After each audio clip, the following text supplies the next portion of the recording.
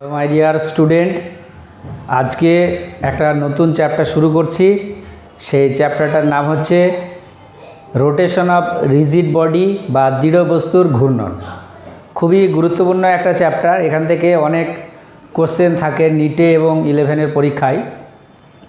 ঠিক আছে, তাহলে আমরা প্রত্যেকটা জায়গা খুব সুন্দরভাবে আগে বুঝে নেব থিওরিটা, তারপরে এখান থেকে যে টাইপের কোশ্চেন হোক না কেন সেটা করতে পারবো। যদি থিওরি ঠিকঠাক না পড়া হয় তাহলে ম্যাথামেটিক্যাল প্রবলেম এবং কনসেপচুয়াল যে কোশ্চেন সেগুলো কিন্তু আমরা করতে পারবো না।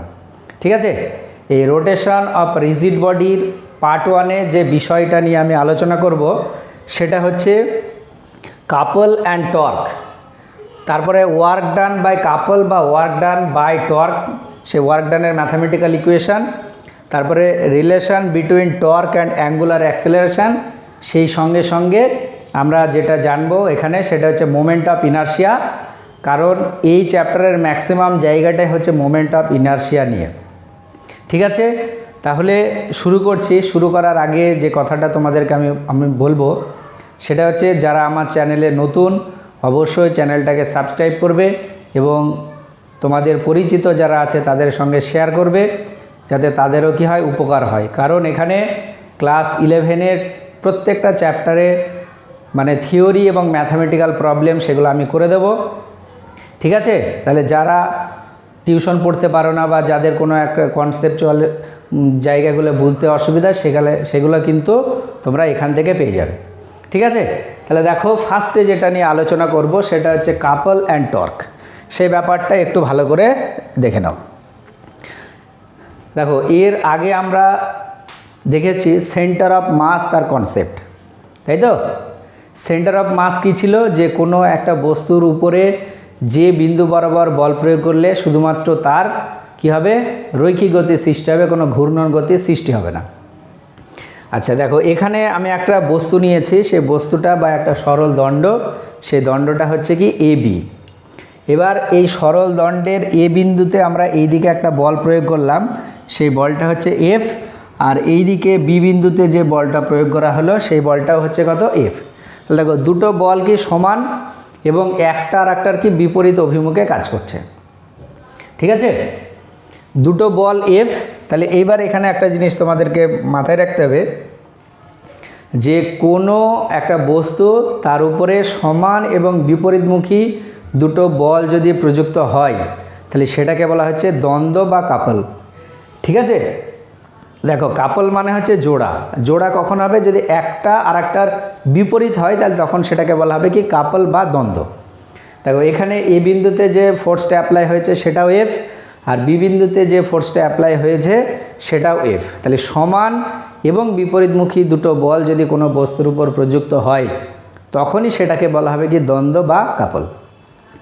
আর এটা মনে রাখবে, দ্বন্দ্ব বা কাপল যদি কোনো একটা বস্তুর উপরে প্রযুক্ত হয় তাহলে তখন বস্তুটার কী হবে, পিওর রোটেশন বা বিশুদ্ধ ঘূর্ণন বা বিশুদ্ধ আবর্তন সৃষ্টি হবে।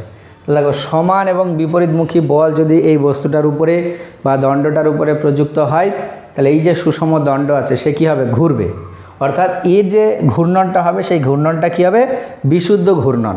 অর্থাৎ ঘোরার সময় তার কোনো রকমের কি রৈখিক গতির সৃষ্টি হবে না। বুঝতে পেরেছ? তাহলে এখানে তার কী হবে, একটা পিওর রোটেশন সৃষ্টি হবে। তাহলে এখানে এটা মনে রাখবে যে দ্বন্দ্ব বা কাপল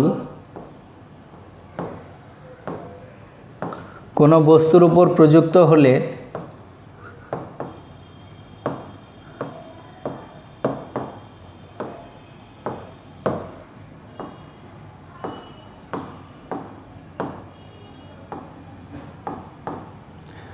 বস্তুর বিশুদ্ধ ঘূর্ণন সৃষ্টি হবে।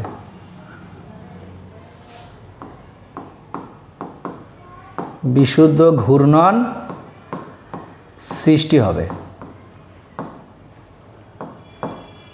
ওকে, এবার এখানে দেখো কি হচ্ছে, সমান এবং বিপরীতমুখী বল প্রযুক্ত হচ্ছে, তাহলে বস্তুটা কি হচ্ছে, ঘুরছে।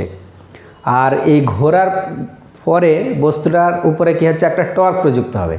ঠিক আছে, এখানে টর্ক বলতে দেখো সমান এবং বিপরীতমুখী বল প্রযুক্ত হচ্ছে, তাহলে বস্তুটা ঘুরছে। এখানে এই যে ঘুরছে, যে বলটার সাহায্যে সেই বল আর ওই যে বল দুটো কাজ করছে তাদের মধ্যে যে লম্ব দূরত্ব, এই দুটো যে গুণফল সেটাকে বলা হচ্ছে কি টর্ক। ঠিক আছে, তাহলে এখানে দেখো টর্ক, এটাকে টাও দ্বারা প্রকাশ করা হয়। টর্ক টাও এটা সমান হবে বল ইনটু, দেখো বল বলতে দুটো প্রযুক্ত হচ্ছে, তার মধ্যে যে কোনো একটা বল ইনটু বল দুটির মধ্যে, ইনটু বল দুটির মধ্যে লম্ব দূরত্ব।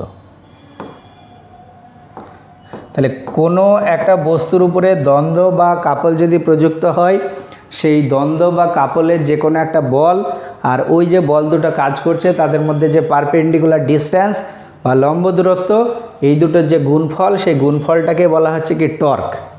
ঠিক আছে, তাহলে এখান থেকে দেখো টর্ক টাও, এটা হচ্ছে বল যেটা প্রযুক্ত হচ্ছে সেটা এফ, আর যে বল দুটো প্রযুক্ত হচ্ছে তাদের মধ্যে পারপেন্ডিকুলার ডিস্ট্যান্স এবি। তাহলে এটাই হচ্ছে কি টর্ক। দেখো টর্ক বা কাপল এটা হচ্ছে কোনো একটা বস্তুর বিশুদ্ধ ঘূর্ণন কীভাবে সৃষ্টি হবে। এবার দেখো টর্কের ভ্যালু যদি শূন্য হয় তাহলে কখনোই কোনো বস্তুর দেখো ঘূর্ণন সৃষ্টি হবে না। কারণ দেখো বল যে দুটো প্রযুক্ত হচ্ছে সেই বল দুটোর মধ্যে যদি দূরত্ব একই হয় তাহলে কিন্তু ঘূর্ণন হবে না। তাহলে এটা মনে রাখবে, টর্ক প্রযুক্ত হলে কোনো একটা বস্তুর কি ঘূর্ণন হবে। যদি টর্ক প্রযুক্ত বা টর্কের ভ্যালু যদি শূন্য হয় তাহলে কিন্তু বস্তু কী হবে না, ঘুরবে না। ঠিক আছে, তাহলে এইবার এখানে দেখো টর্ক টাও এটা সমান আমরা পাচ্ছি কি এইটা। এবার এটাকে আমরা যদি এইভাবে লিখি, দেখো টর্ক টাও ভেক্টর এটা সমান, আচ্ছা ভেক্টর রূপটা আমরা দেখছি পরে, তার আগে আরেকটা দেখো, বা টর্ক টাও এটা সমান দেখো ফোর্স এফ, আর এবির যে দূরত্ব সেই দূরত্বটাকে আমরা ধরে নিচ্ছি কত আর, যেখানে এবি এটা সমান হচ্ছে কত আর। ঠিক আছে, এবার এই টর্ক যেটা, টর্ক হচ্ছে কী রাশি, একটা ভেক্টর রাশি। তাহলে তার ভেক্টর ফর্মটা দেখব আমরা, ভেক্টর ফর্ম। তাহলে টর্ক টাও ভেক্টর এটা সমান হবে আর ক্রস এফ। ভালো করে মনে রাখবে, টর্কের ভেক্টর রূপ কি, আর ক্রস এফ। অ্যাকচুয়ালি ভেক্টর যেহেতু, তাহলে তার অভিমুখ থাকবে, সেই অভিমুখটা কোন দিকে হবে, আর ক্রস এফের অভিমুখ যেদিকে হবে টর্কের অভিমুখ সেই দিকে হবে। ঠিক আছে, দেখো আর থেকে এফের দিকে যদি আমরা চারটে আঙুলকে ঘোরাই, নিশ্চয়ই তোমরা ভেক্টরে পড়েছো যে এ ক্রস বি এটা কী রাশি, একটা ভেক্টর রাশি, যার অভিমুখ হয় এ থেকে বি এর দিকে চারটে আঙুলকে ঘোরালে বুড়ো আঙুল যেদিকে থাকে সেই দিকটা হচ্ছে কি টর্কের অভিমুখ, এই এ ক্রস বি এর অভিমুখ। তাহলে এখানে দেখো টর্ক টাও ভেক্টর সমান কি আর ক্রস এফ আছে। তাহলে টর্কের অভিমুখ কোন দিকে হবে, আর থেকে এফের দিকে যদি আমরা চারটে আঙুলকে ঘোরাই তাহলে বুড়ো আঙুল যেদিকে থাকবে সেই দিকটাই হবে কি টর্কের অভিমুখ। ঠিক আছে, দেখে নাও ভালো করে। এইবার এই টর্ক যেটা, তার আমরা একক এবং মাত্রাটা কি দেখব। তাহলে আমরা টর্ক যেটা তার ইউনিট দেখে নেব, ইউনিট। দেখো টর্ক টাও এটা সমান কি, ফোর্স ইনটু ডিস্টেন্স। তাহলে যদি সিজিএস দেখি, ফোর্সের যে ইউনিট সেটা ডাইন, আর ডিস্টেন্সের ইউনিট হচ্ছে কি সেন্টিমিটার। এটা হচ্ছে কোন ইউনিট, সিজিএস ইউনিট। ঠিক আছে, আর এসআই যদি আমরা দেখি তাহলে নিউটন ইনটু মিটার, এটা হচ্ছে এসআই ইউনিট। এরপরে আমরা যেটা দেখব সেটা হচ্ছে টর্কের কি ডাইমেনশন। ডাইমেনশন দেখো ফোর্স আছে, ফোর্সের ডাইমেনশন হয় এম এল টু দি পাওয়ারে M L T to the পাওয়ারে -2 ফোর্সের, আর ডিস্টেন্সের ডাইমেনশন হচ্ছে এল। তাহলে এটার সমান কি আসছে, M L square T to the পাওয়ারে -2।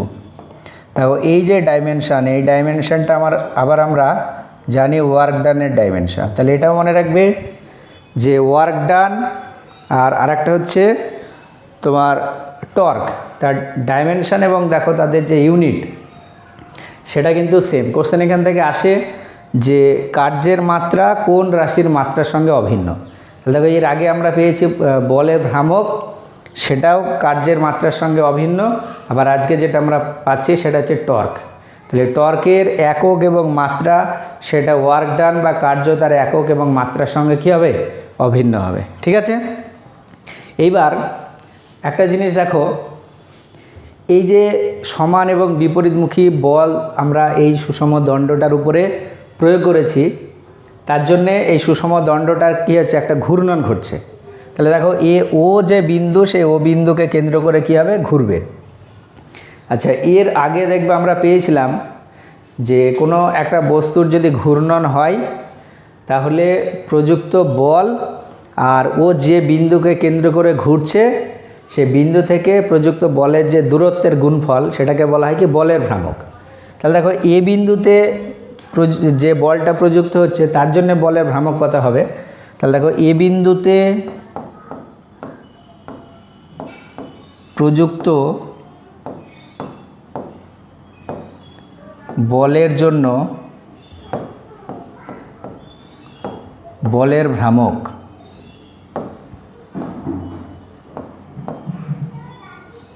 এই বলের ভ্রামকটাকে আমরা ধরে নিচ্ছি কত? G1। দেখো আমরা জানি বলের ভ্রামক ধনাত্মক হয়, ঋণাত্মক হয়। যদি কোনো একটা বল কোনো বস্তুকে ঘড়ির কাঁটার বিপরীতে ঘোরায় তাহলে সেই বলের ভ্রামকটা কী হয়? ধনাত্মক। তাহলে এখানে দেখো কি হচ্ছে, এই যে বস্তুটা এই যে এ বলটা বস্তুকে ঘোরালে ঘড়ির কাঁটা দেখো বিপরীতে ঘোরাবে, তাহলে এখানে বলের ভ্রামকটা কী হবে? প্লাস। তাহলে বলের ভ্রামক হচ্ছে বল ইন্টু দূরত্ব, তাহলে এফ ইন্টু কত? ও এও। এটা ঠিক একই রকমভাবে বি বিন্দুতে একটা বল প্রযুক্ত হচ্ছে। তাহলে দেখো বি বিন্দুতে প্রযুক্ত বলের জন্য বলের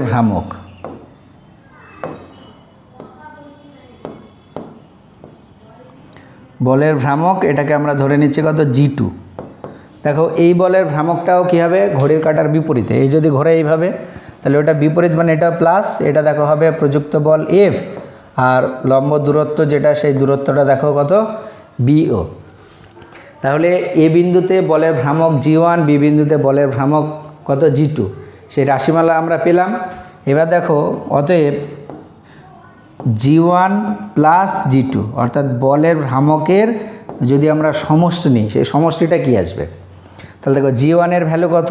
F ইন্টু AO, আর G2 এর ভ্যালু হচ্ছে F ইন্টু BO। এবার দেখো এখানে F দুই জায়গায় আছে, আমরা যদি কমন নিয়ে নিই তাহলে Fটা কমন গেল, ব্র্যাকেটের মধ্যে পড়ে থাকবে AO প্লাস BO। ছবিতে তুমি দেখো AO আর BO যদি যোগ করা হয় কী হবে? AB হবে। তাহলে আলটিমেট আমরা যেটা পাচ্ছি দেখো G1 প্লাস G2 এটা সমান হচ্ছে F ইন্টু AB। এটার সমান দেখো আবার কি? টর্ক। তাহলে এটা ভালো করে মনে রাখবে, বলের ভ্রামকের যদি বীজগাণিতিক সমষ্টি নেওয়া হয় বা বলের ভ্রামকের সমষ্টি কার সঙ্গে সমান হচ্ছে? টর্কের সঙ্গে সমান। এটা ভালো করে মনে রাখবো। অতএব এটা লিখে দিচ্ছি, দেখো বলের ভ্রামকের সমষ্টি, বলের ভ্রামকের সমষ্টি বা যোগফল এটার সমান কি আছে? টর্ক। খুবই গুরুত্বপূর্ণ একটা জায়গা, বলের ভ্রামকের যে সমষ্টি সেটা কার সঙ্গে সমান হচ্ছে? টর্কের সঙ্গে সমান হচ্ছে। খুবই জায়গা গুরুত্বপূর্ণ, সেটা ভালো করে তোমাদের কী কী করতে হবে? মনে রাখতে হবে, মুখস্থ করে রাখতে হবে। কারণ ম্যাথামেটিক্যাল প্রবলেম করতে গেলে এগুলাই কি কাজে লাগবে।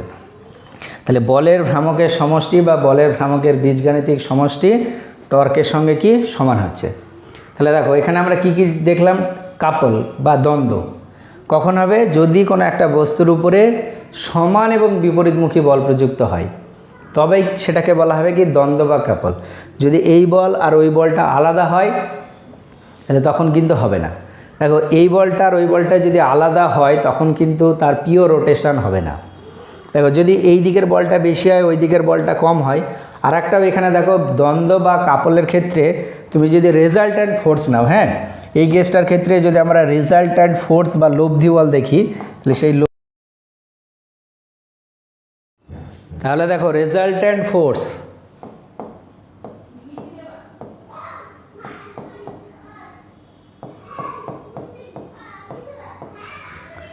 এফ, এটা সমান এফ মাইনাস এফ। দেখো কেন একটা প্লাস আর একটা মাইনাস হলো, কারণ দেখো এ বিন্দুতে যে ফোর্সটা অ্যাপ্লাই হচ্ছে আর বি বিন্দুতে যে ফোর্সটা অ্যাপ্লাই হচ্ছে তারা ইকুয়াল এবং অপোজিট। ওই জন্যে একটা যদি প্লাস হয় তাহলে আর একটা মাইনাস হবে, তাহলে রেজাল্ট্যান্ট ফোর্সের যে ভ্যালু সেটা 0 হবে। তাহলে এটা মনে রাখবে, কোনো একটা বস্তুর পিওর রোটেশন যদি হয় তাহলে তার উপরে অ্যাপ্লাইড যে রেজাল্ট্যান্ট ফোর্স সেটা কী হতে হবে, 0 হতে হবে।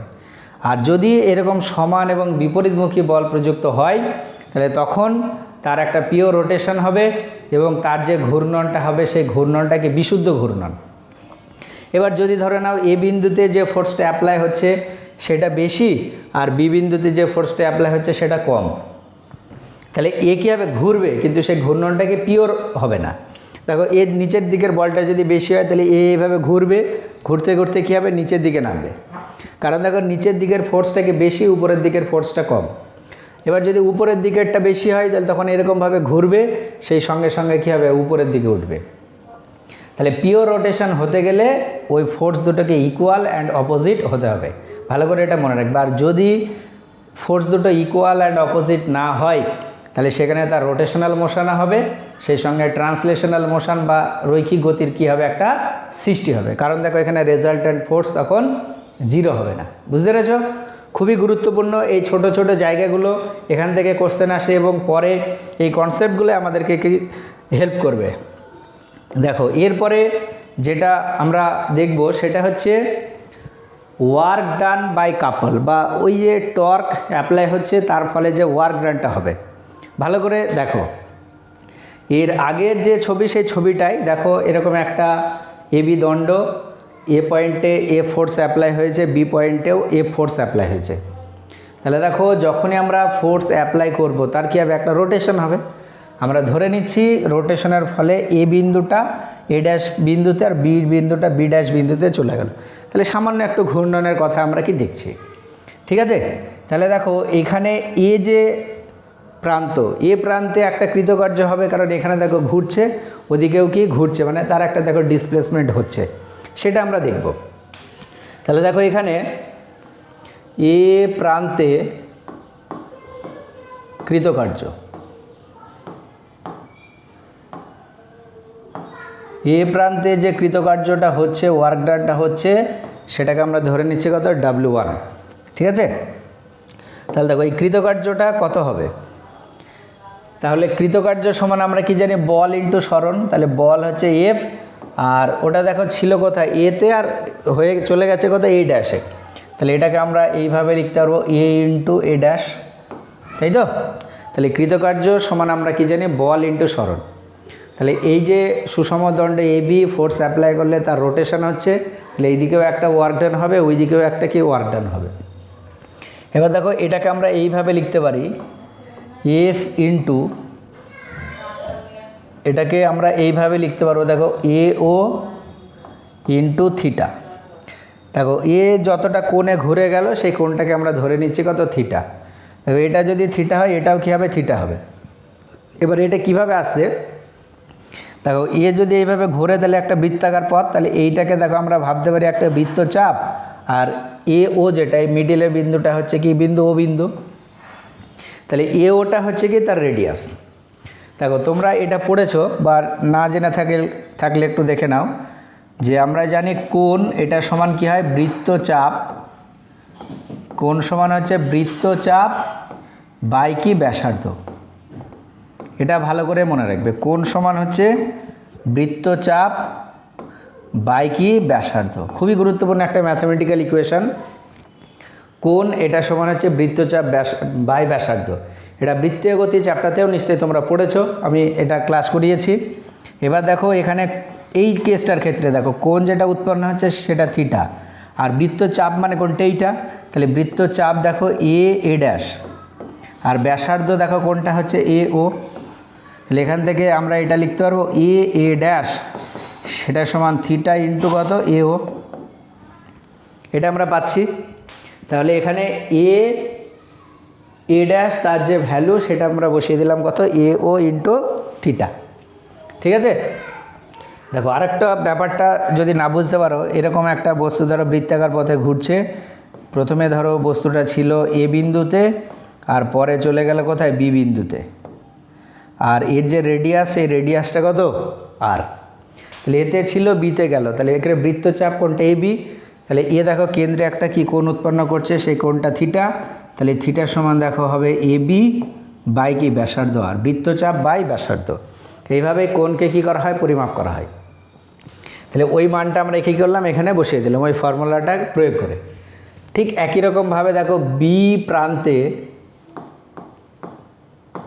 কৃতকার্য, এই কৃতকার্যটাকে আমরা ধরে নিচ্ছি কত, W2। তাহলে এখানে বল যেটা প্রযুক্ত হচ্ছে এফ, আর সরণ যেটা হয়েছে দেখো বি থেকে বি ড্যাশে গিয়েছে এইটা, তাহলে এটা দেখো এফ ইন্টু এটা দেখো কত আসবে বিও, আর কোণ যেটা সেই কোণটা হচ্ছে কত, থিটা। ঠিক আছে, এটা এখানে লিখে দিয়েছি। দেখো একই রকমভাবে বি বি ড্যাশের ভ্যালু কত হবে, বিও ইন্টু থিটা। তাহলে এইদিকে ওয়ার্ক ডান W1, ওইদিকে ওয়ার্ক ডান কত, W2, তাহলে টোটাল ওয়ার্ক ডান কত হবে, দেয়ারফর টোটাল ওয়ার্ক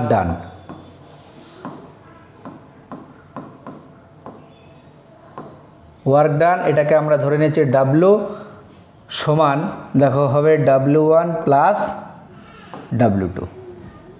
ঠিক আছে, এবার দুটোর ভ্যালু আমরা যদি বসিয়ে দিই তাহলে কি হবে, W1 এর ভ্যালু হচ্ছে F into A O into theta, W2 value F into BO into theta. এখানে দেখো এফ কমন যাচ্ছে আর ওদিকে থিটা, তাহলে এও প্লাস বিও এটা পড়ে থাকছে, আমরা কোনটা কমন নিয়েছি, এফ আর থিটা। ঠিক আছে, এইবার দেখো এফ ইন্টু এও আর বিও এই দুটো যোগ করলে দেখো কি আসবে, এবি আসবে, তাহলে এখানে লিখে দিলাম এবি ইন্টু থিটা। এবার দেখো work done W, F into AB এটা মানে হচ্ছে টর্ক ইন্টু থিটা। তাহলে দেখো দ্বন্দ্ব বা কাপল বা টর্ক যে কৃতকার্যটা করছে সেই কৃতকার্য ডাব্লু সেটা সমান কি আসছে, টাউ ইন্টু থিটা। খুবই গুরুত্বপূর্ণ একটা ইকুয়েশন। তাহলে এখানে দেখো বৃত্ত গতির ক্ষেত্রে বা ঘূর্ণন গতির ক্ষেত্রে, অতএব ঘূর্ণন গতির ক্ষেত্রে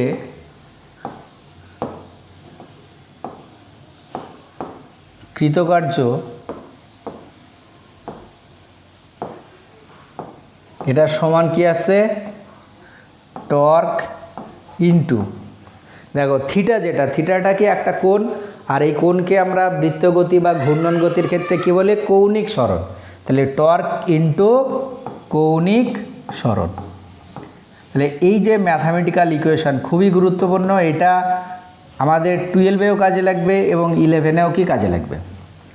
তাহলে কোনো যদি বস্তু এরকম বৃত্তপথে ঘোরে বা তার আবর্ত বা ঘূর্ণন গতি হয়, তাহলে সেখানে ওয়ার্ক ডান বা কৃতকার্য সেটা সমান কী হবে, টর্ক ইন্টু কৌণিক সরণ। তোমরা এই সমীকরণটা ভালো করে মনে রাখবে, ডাব্লু সমান টাউ ইন্টু থিটা। বুঝতে পেরেছ?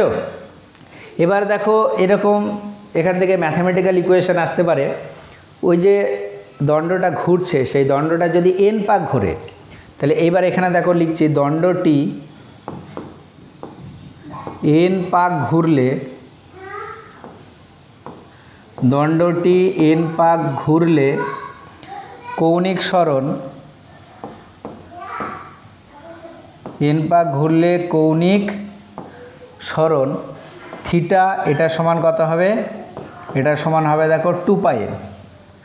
কারণ এর আগে আমরা বৃত্তীয় গতি চ্যাপ্টারে দেখেছি যে কোনো একটা বস্তুকণা যদি বৃত্তাকার পথে এক পাক ঘোরে তাহলে তার যে কৌণিক সরণ সেটা কত হয়, 2π।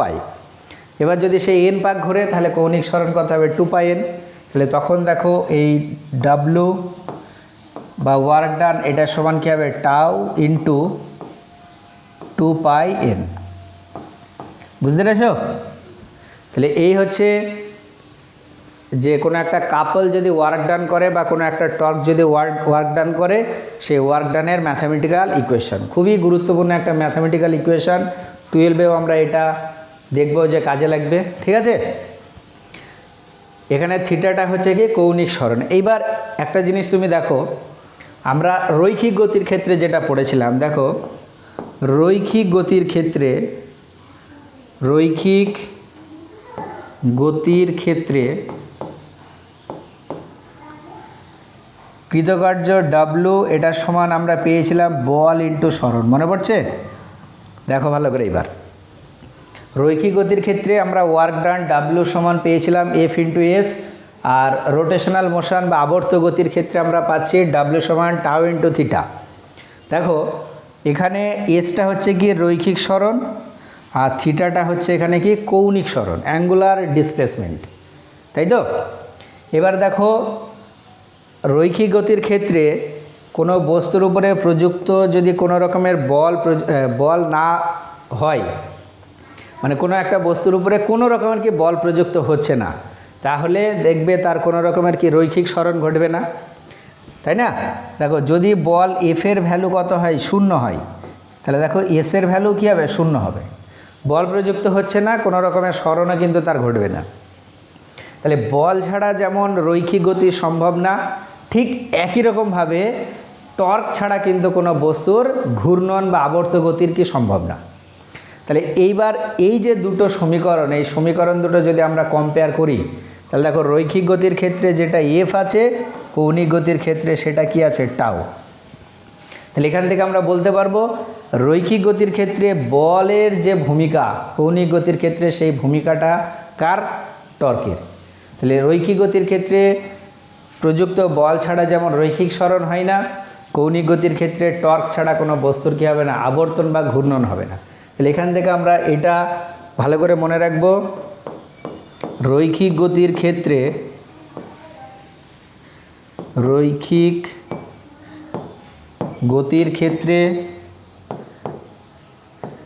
বলের যে ভূমিকা,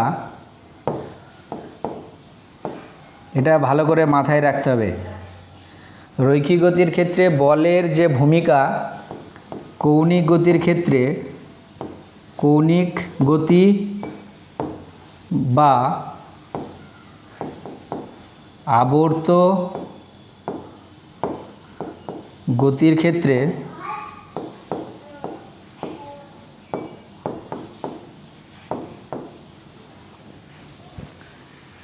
টর্কের সেই ভূমিকা।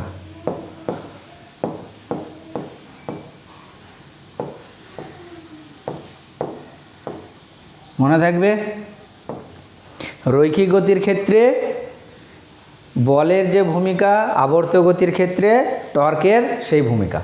এই কনসেপ্টটা ভালো করে মনে রাখবে যে টর্ক ছাড়া কোনো বস্তুর কি ঘূর্ণন গতি সম্ভব না বা আবর্ত গতি সম্ভব না। আবর্ত গতি হতে গেলে তার উপরে অবশ্যই কী হতে হবে, টর্ক প্রযুক্ত হতে হবে।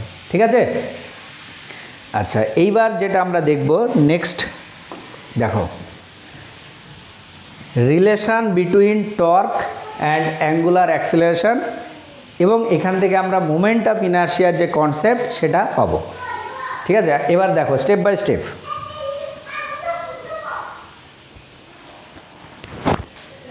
দেখো এখানে একটা আমি ছবি এঁকেছি, এটা একটা ধরো ঘূর্ণন অক্ষ, সে ঘূর্ণন অক্ষের চারিদিকে একটা বিস্তৃত বস্তু বা সিস্টেম অফ পার্টিকেল বা বড় বস্তু কী করছে, রোটেট করছে।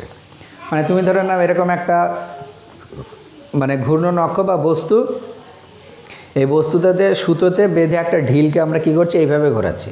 ঠিক আছে, এবার এই ঢিলটা এই যে ঘূর্ণন অক্ষ, সে অক্ষের চারিদিকে কী করবে, ঘুরবে। এবার এখানে দেখো এটা হচ্ছে সিস্টেম অফ পার্টিকেল বা বিস্তৃত বস্তু। বিস্তৃত বস্তু মানে সেখানে অনেকগুলো কি কণা আছে, আমরা ধরে নিচ্ছি এটার মধ্যে কি n নাম্বার অফ পার্টিকেল আছে। তাহলে তুমি ধরে নাও এখানে একটা কণা, এই কণাটার ভর হচ্ছে m1, আর সে ঘূর্ণন যে অক্ষ, সেই অক্ষ থেকে r1 দূরে আছে। এখানে একটা ধরো কণা আছে, এই কণাটা হচ্ছে m2, এটা তুমি ধরে নাও ঘূর্ণন অক্ষ থেকে r2 দূরে আছে। এখানে একটা পার্টিকেল, এটা হচ্ছে m3, এটা ঘূর্ণন অক্ষ থেকে r3 দূরত্বে আছে। এরকম কি n নাম্বার অফ পার্টিকেল আছে, এবং প্রত্যেকটা পার্টিকেল দেখো ঘূর্ণন যে অক্ষ সেই অক্ষ থেকে ডিফারেন্ট ডিস্টেন্সে কি অবস্থান করছে। ঠিক আছে, এবার দেখো বৃত্তাকার পথে ঘুরছে বা এরকম কী হবে একটা সার্কুলার পাথে সে কী করবে, রোটেট করবে। এবার এখানে একটা জিনিস মনে রাখবে, যে কোনো বিস্তৃত বস্তু যদি বৃত্তাকার পথে ঘোরে তাহলে প্রত্যেকটা কণার কৌণিক বেগ, কৌণিক সরণ, কৌণিক ত্বরণ এগুলা কী হবে, সেম হবে। ঠিক আছে, কেন দেখো এই যে অক্ষ, সেই অক্ষের চারিদিকে যদি ঘোরে বিস্তৃত বস্তুটা, দেখো যে কণাটা কাছে আছে যে কণাটা দূরে আছে সবাই যদি এক পাক ঘোরে তাহলে সবাই দেখো 2π পরিমাণে কি কোণ উৎপন্ন করবে।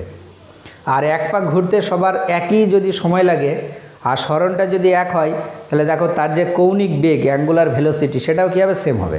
কারণ আমরা জানি অ্যাঙ্গুলার ভেলোসিটি ওমেগা সেটা সমান কী হয়, θ/t। তাহলে যদি এরকম বৃত্তাকার পথে ঘুরে এক পাক ঘুরলে সবার একই পরিমাণে কোণ উৎপন্ন হবে এবং একই পরিমাণে সময় যদি লাগে তাহলে সবার কৌণিক বেগের ভ্যালুটা কী হবে, সেম হবে। আর কৌণিক বেগের ভ্যালুটা যদি সেম হয় তাহলে তার কৌণিক ত্বরণও কী হবে, সেম হবে। তাহলে এখানে একটা জিনিস ভালো করে মনে রাখবে, এটা আমি এখানে লিখে দিচ্ছি, কোনো বিস্তৃত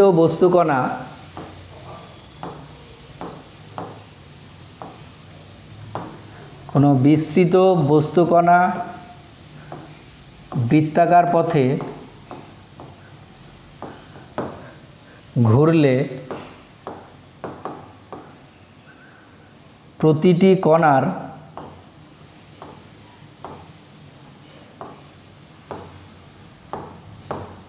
কৌণিক সরণ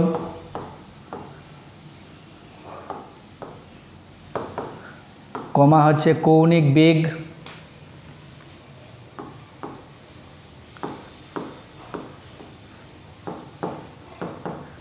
ও কৌণিক ত্বরণ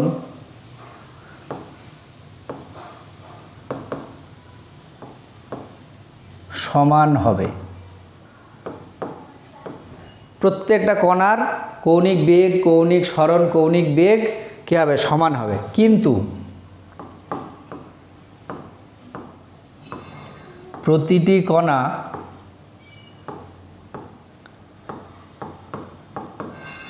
ঘূর্ণন অক্ষ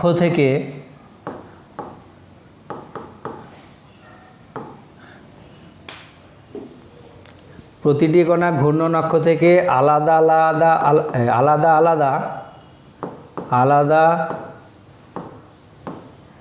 আলাদা দূরত্বে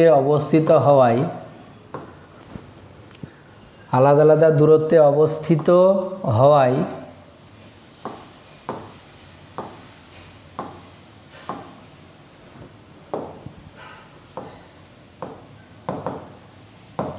প্রতিটি কণার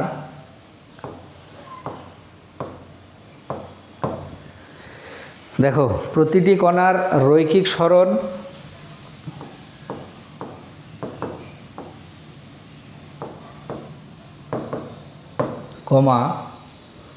রৈখিক বেগ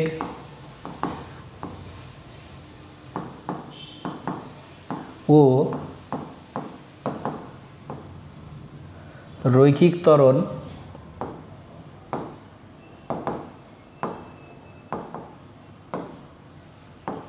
আলাদা হবে। ঠিক আছে, প্রত্যেকটা কণা দেখো ঘূর্ণন অক্ষ থেকে কি এক এক রকম দূরত্বে অবস্থান করছে, ওই জন্যে তাদের রৈখিক বেগ, রৈখিক সরণ, রৈখিক ত্বরণ এগুলো কী হবে, আলাদা হবে। কারণটা দেখো আমরা পড়েছি যে রৈখিক সরণ এস, এটা সমান কৌণিক ত্বরণ ইন্টু ব্যাসার্ধ, রৈখিক বেগ ভি এটা সমান হচ্ছে কৌণিক বেগ ইন্টু ব্যাসার্ধ, রৈখিক ত্বরণ এটা সমান হচ্ছে কৌণিক ত্বরণ ইন্টু ব্যাসার্ধ। এগুলো দেখো সব আমরা পড়েছি, তাই না?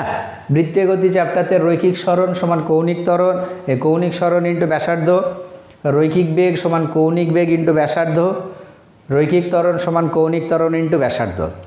প্রত্যেকটা পার্টিকেল দেখো এই যে অ্যাক্সিস বা ঘূর্ণন অক্ষ সেখান থেকে আলাদা আলাদা দূরত্বে আছে, সবার কৌণিক বেগ একই হলেও রৈখিক বেগ আলাদা হবে, সবার কৌণিক ত্বরণ একই হলেও রৈখিক ত্বরণ কী হবে, আলাদা হবে। কারণ এক একটা কণা ঘূর্ণন অক্ষ থেকে কি এক এক রকমের দূরত্বে অবস্থান করছে। ঠিক আছে, এবার দেখো যদি আমরা m1 ভরের ক্ষেত্রে দেখি রৈখিক ত্বরণ যা হবে m2 ভরের ক্ষেত্রে রৈখিক ত্বরণ কী হবে, একই হবে, জাস্ট আলাদা কি হবে, উল্টো হয়ে গেল, কৌণিক ত্বরণ প্রত্যেকটা কণার ক্ষেত্রে কি এক, কিন্তু রৈখিক ত্বরণ কী হবে, আলাদা হবে।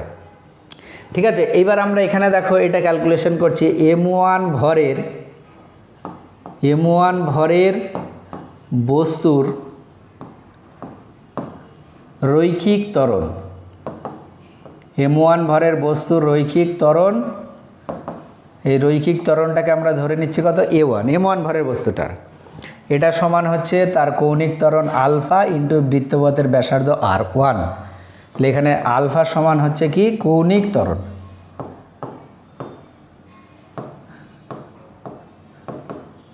ঠিক আছে। m1 ভরের বস্তুটার কৌণিক ত্বরণ আলফা, তাহলে তার রৈখিক ত্বরণ কি হবে, কৌণিক ত্বরণ ইন্টু ব্যাসার্ধ। m1 ভরের যে বস্তুটা আছে সেটা কতটা ব্যাসার্ধের বৃত্তাকার পথে ঘুরছে, সেটা হচ্ছে r1।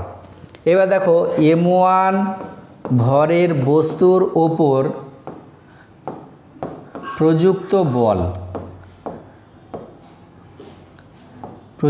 বল সমান কত হবে, দেখো আমরা নিউটনের যে সেকেন্ড ল তাতে কি জানি যে কোনো একটা বস্তুর উপরে প্রযুক্ত বল সমান হয় বস্তুটার ভর ইন্টু ত্বরণ। তাহলে এখানে বস্তুটার ভর কত m1 আর তার ত্বরণ হচ্ছে কত a1। তাহলে এটা সমান দেখো আসছে m1 into alpha into r1। ঠিক আছে, তাহলে এটা হচ্ছে m1 ভরের বস্তুটার উপরে কি প্রযুক্ত বল। এবার দেখো m1 ভরের বস্তুটার উপরে একটা বল প্রযুক্ত হচ্ছে, সেই জন্য কি ঘুরছে, তার মানে সেখানে একটা বলের ভ্রামকও থাকবে। আমরা দেখেছি এর আগে যে কোনো একটা বস্তু যদি ঘোরে তাহলে নিশ্চয়ই তার উপরে কি বলের ভ্রামক বা টর্ক থাকবে। আগে আমরা বলের ভ্রামকটা ক্যালকুলেশন করি, m1 ভরের বস্তুর ওপর প্রযুক্ত বলের ভ্রামক, তাহলে প্রযুক্ত বলের ভ্রামক, দেখো বলের ভ্রামক সমান আমরা কি দেখেছিলাম, প্রযুক্ত বল ইন্টু ঘূর্ণন অক্ষ থেকে বা ঘূর্ণন বিন্দু থেকে ওই কণাটার কি দূরত্ব। তাহলে এখানে প্রযুক্ত বল যেটা সেটা কত m1 আলফা ইন্টু r1, আর ও কতটা দূরত্ব নিয়ে ঘুরছে বা ঘূর্ণন অক্ষ থেকে ওই কণাটার যে দূরত্ব সেটা কত r1, তাহলে ইন্টু r1। তাহলে এটা সমান দেখো আসছে m1 alpha into r1 square. তাহলে এটা হচ্ছে m1 ভরের বস্তুর উপরে প্রযুক্ত বলের ভ্রামক, এটাকে আমরা ধরে নিচ্ছি কত g1। ঠিক একই রকমভাবে আমরা যদি m2 ভরের বস্তুর উপর প্রযুক্ত বলের ভ্রামক দেখি, তাহলে সেই বলের ভ্রামকটা কত g2। তাহলে এটা সমান কি হবে, দেখো m2 into alpha into r2 তার স্কোয়ার। দেখো m1 ভরের বস্তুটার ওই কৌণিক ত্বরণ যা m2টার ক্ষেত্রে কী হবে তাই হবে, তাহলে সেম থাকলো, আর জাস্ট ডিস্টেন্সটা আলাদা। ঠিক একই রকমভাবে m3 ভরের বস্তুর ওপর প্রযুক্ত বলের ভ্রামক g3, এটা সমান হবে m3 আলফা ইন্টু r3 তার স্কোয়ার। এরকম কি প্রত্যেকটা বস্তুর ক্ষেত্রে আমরা বলের ভ্রামক পাবো। তাহলে মোট বলের ভ্রামক বা টর্ক, তাহলে একটু আগে আমরা দেখলাম বলের ভ্রামকের যদি আমরা সমষ্টি নিই তাহলে সেটা কার সঙ্গে সমান হবে, টর্কের সঙ্গে, তাই তো।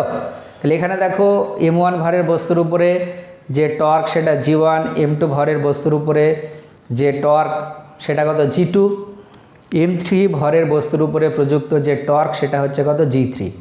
m4 এর ক্ষেত্রে পাওয়া যাবে এরকম কতগুলো বলের ভ্রামক পাওয়া যাবে, n নাম্বার অফ বলের ভ্রামক পাওয়া যাবে। এবার সব বলের ভ্রামকগুলো যদি আমরা যোগ করি তাহলে কি পাবো, টর্ক পাবো, সেটা আমরা ক্যালকুলেশন করব। অতএব বিস্তৃত বস্তুর উপর বা বিস্তৃত বস্তুর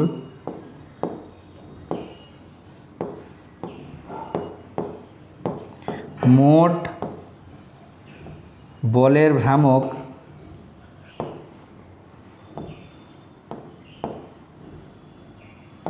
বা টর্ক, দেখো বলের ভ্রামকের যদি আমরা যোগফল নিই সেটা কি হয়, টর্ক হয়। তাহলে টর্ক টাও এটা সমান কি হবে g1 plus G2 plus G3 plus G4 plus dot dot dot dot Gn। যেহেতু n নাম্বার অফ পার্টিকেল আছে তাহলে n নাম্বার অফ টর্ক এই মোমেন্ট অফ ফোর্স বা বলের ভ্রামক কি আমরা পাবো। এবার দেখো তাহলে টাউ এটার সমান কি আসছে, প্রথমটার বলের ভ্রামক দেখো আমরা পেয়েছিলাম m1 alpha into r1 square, তারপরেরটা দেখো m2 alpha into r2 square plus m3 alpha r3 square plus dot dot dot এরকম চলতে চলতে mn আলফা ইন্টু rn তার স্কোয়ার, এটা আসবে। এবার এখানে একটা জিনিস দেখো, আলফাটা সবার মধ্যে আছে, এটাকে কমন নিয়ে নিচ্ছি আমরা। তাহলে আলফা যদি কমন নিই তাহলে প্রথমটা থেকে পড়ে থাকবে m1 r1 স্কোয়ার, তারপরেরটা থেকে পড়ে থাকবে m2 r2 square, m3 r3 square plus dot dot dot dot mn rn তার স্কোয়ার, ঠিক আছে।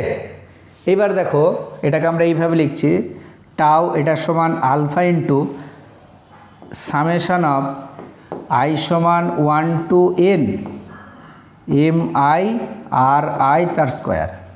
ভালো করে দেখো সামেশনের আকারে এটাকে লিখছি, যেখানে আয়ের ভ্যালু কি 1 থেকে n। তুমি যদি আয়ের ভ্যালু 1 বসাও দেখো এটা আসবে, আয়ের ভ্যালু 2 বসাও এটা আসবে, 3 বসাও এটা আসবে, যদি n বসাও দেখো এটা আসবে, তাহলে সবগুলা কী হয়ে যাচ্ছে, কভার হয়ে যাচ্ছে, ঠিক আছে। এইবার এটাকে আমরা এইভাবে লিখছি, দেখো টাউ এটা সমান এই যে টোটাল এইটা summation of mi r i তার স্কোয়ার, এটাকে আমরা কি দিয়ে দিচ্ছি, একটা নতুন রাশি ধরে নিচ্ছি, সেটা হচ্ছে আই, যেখানে এই আই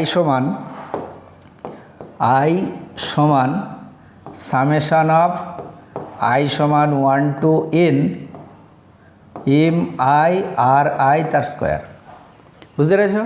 তাহলে এই যে টোটাল রাশি, সেই রাশিটাকে আমরা কি ধরে নিচ্ছি, আই ধরে নিচ্ছি। এই আইটাকেই তোমার বলা হচ্ছে moment of inertia, moment of inertia, বাংলাতে বলে জড়তা ভ্রামক।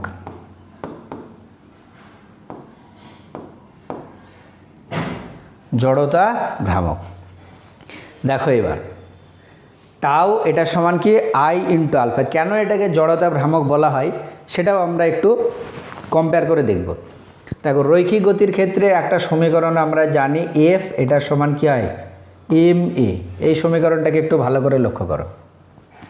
আর একটু আগে আমরা পড়লাম কৌণিক গতির ক্ষেত্রে ডাব্লু এটার সমান কি ছিল, টর্ক ইন্টু থিটা, রৈখিক গতির ক্ষেত্রে ডাব্লু এটার সমান এফ ইন্টু এস।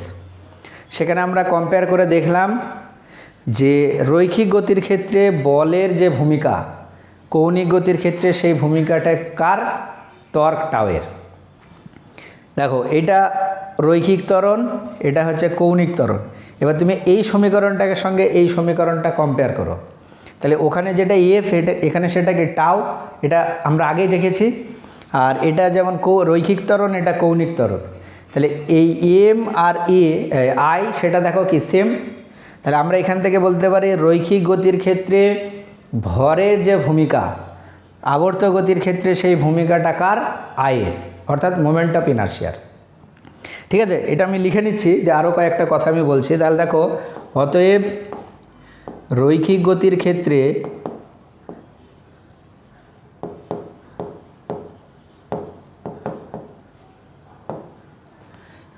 ভরের যে ভূমিকা,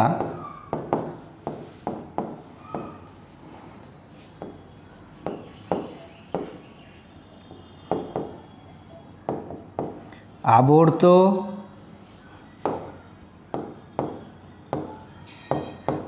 গতির ক্ষেত্রে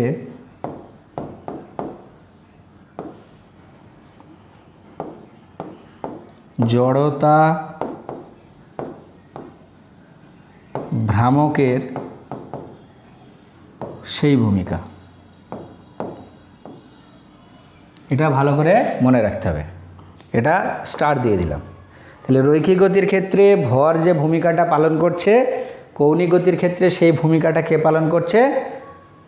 মোমেন্ট অফ ইনার্শিয়া বা জড়তা ভ্রামক আই। দেখো নিউটনের ফার্স্ট লতে আমরা দেখেছিলাম দেখো ফার্স্ট লটাকে বলা হয় কি ল অফ ইনার্শিয়া, অর্থাৎ জড়তার সূত্র। ঠিক আছে, দেখো এখানে আমরা জাড্য বা জড়তা পেয়েছিলাম। জাড্য কাকে বলে? যে কোনো একটা বস্তু যে অবস্থায় আছে সে অবস্থা বজায় রাখার যে প্রবণতা, সেটাকে বলা হয় কি জাড্য। সেখানে আমরা দেখেছিলাম জাড্য হচ্ছে দুই প্রকার, একটা হচ্ছে স্থিতিজাড্য আর একটা হচ্ছে কি গতিজাড্য, তাই তো? স্থির থাকার প্রবণতা স্থিতিজাড্য, গতিশীল থাকার প্রবণতা গতিজাড্য। এবং সেখানে এটাও আছে বা আমরা পড়েছিলাম বা আমি ক্লাসে করিয়েছি যে বস্তুর ভর যত বেশি তার জাড্য তত কি বেশি। দেখো কোনো একটা বস্তুর ভর যদি বেশি হয় তাহলে কোনো বস্তু যদি স্থির থাকে তাহলে তার স্থির থাকার প্রবণতা বেশি হবে, যদি গতিশীল থাকে তাহলে তার গতিশীল থাকার প্রবণতাটাও বেশি হবে।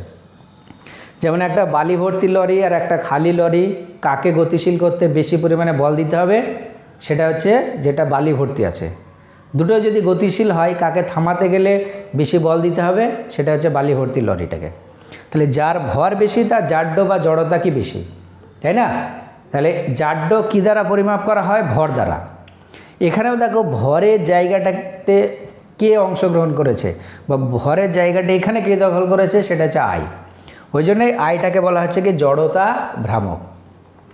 দেখো তাহলে এখান থেকে আমরা কম্পেয়ার করে এটাও বলতে পারি যে ভর যার বেশি তার স্থির থাকার প্রবণতা বেশি, আর ও যখন গতিশীল তখন গতিশীল থাকার প্রবণতা বেশি।